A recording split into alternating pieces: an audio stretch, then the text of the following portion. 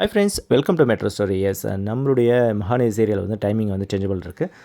எதில் சேஞ்சபிள் பார்த்தீங்கன்னா, as of now 11:30 to 8 PM அதில் வந்து எந்த சேஞ்சபிள் இல்லைங்க. ரீடெலிகாஸ்ட் பண்ணுறாங்க இல்லையா. ஸோ நைட் வந்து 10:30 அந்த டேயில் வந்து 12 PM வந்து வச்சுருந்தாங்க. இப்போ அது ஒரு ½ hour பிஃபோராக வந்து 11:30 AM வந்து கன்வெர்ட் பண்ணி கொடுத்துருக்குறாங்க. ஸோ அதுதான். ஸோ 11:30க்கு வந்திருந்த ஐஎன்ஆர் துறை வந்து 12க்கு வந்து மாற்றிருக்காங்க. 12 PMக்கு வந்து கன்வெர்ட் பண்ணி போயிட்டுருக்கு. ஸோ இதுதான் ரீடெலிகாஸ்டிங் டைமிங் வந்து. ஸோ இப்போ எதனால் இந்த டைமிங் சேஞ்சபிள்னா, மேபி நியூ சீரியல் அந்த மாதிரி எதனா அப்கமிங்கில் எதனா இருந்தானா கூட டைம் சேஞ்ச் சின்ன சின்னதாக ஆல்டர் பண்ணி கொடுப்பாங்க.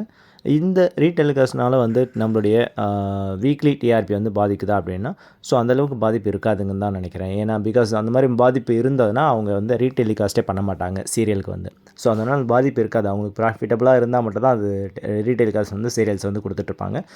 ஸோ டிஆர்பி குறைஞ்சதுக்கு ரீடெலிகாஸ்ட் காரணம் மேபி இருக்காது. இருந்தாலும் அவங்க அட்மின் சைடே அவங்க வந்து கண்டிப்பாக அது டெலிகாஸ்ட் பண்ண மாட்டாங்க ரீடெலிகாஸ்ட். எஸ். ஸோ அது மட்டும் இல்லாமல் நம்மளுடைய அப்கமிங் வீக்கில் எந்த மாதிரி டிஆர்பி வருதுன்னு பார்த்துட்டு நம்ம எதனால் டிஆர்பி ரெடியூஸ் ஆகுதுன்றது போக தெரிஞ்சிடும் இல்லையா.